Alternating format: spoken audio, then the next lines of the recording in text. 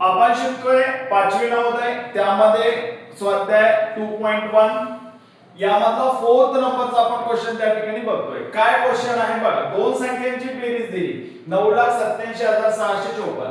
जर एक संख्या दुसरीपेक्षा 20,100 ने मोठी असेल तर दोन्ही पैकी मोठी संख्या आपल्याला या ठिकाणी शोधायची. आता हा एक थोडासा लॉजिकल क्वेश्चन आहे आणि हा थोडासा हायर लेवलचा क्वेश्चन आहे. मग याला जर आपल्याला ट्रॅडिशनल मेथडनी सॉल्व्ह करायचं, आता कुठल्या तरी दोन संख्या आहे की त्यांची प्लस आपल्याला करायची, म्हणजे त्यांची प्लस आपल्याला करून दिलेली. किती करून दिली सांगा. हा दिलाय 9,87,654. कुठल्या तरी दोन संख्या आहे, त्या दोन संख्यांची बेरीज आपल्याला करून दिली. किती करून दिली. 9,87,654. आता कंडिशन काय सांगितली. एक संख्या दुसरीपेक्षा 20,100 ने मोठी आहे. कशाने मोठी आहे. 20,100 ने मोठी आहे. मग आता पहिली संख्या आपल्याला माहित नाही म्हणून आपण x पकडणार. आता दुसरी संख्या हिच्यापेक्षा कितीने मोठी आहे. 20,100 ने म्हणजे 20,100 ने मोठी. मग आता काय झालं बघा. आता इथे झाला x आणि x म्हणजे 2x. हा प्लस वाला नंबर तिकडे गेला की मायनस मध्ये. मग याला आपण डायरेक्ट या ठिकाणी सॉल्व्ह करू. कसं. हा प्लस वाला नंबर इकडे मायनस होईल म्हणजे 20,100 आपण याच्यातून मायनस करायचा. कसा.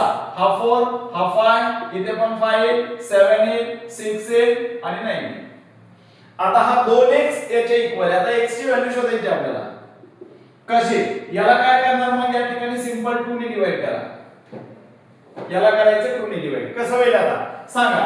याला जर 2 ने डिवाइड केलं तर 2 4 चा होईल 8, 2 8 चा होईल 16, 2 3 चा होईल 6, 2 7 चा होईल 14, पुन्हा 2 7 चा होईल 14 आणि 2 7 चा 14. म्हणजे x ची व्हॅल्यू मिळाली आपल्याला 4,83,770.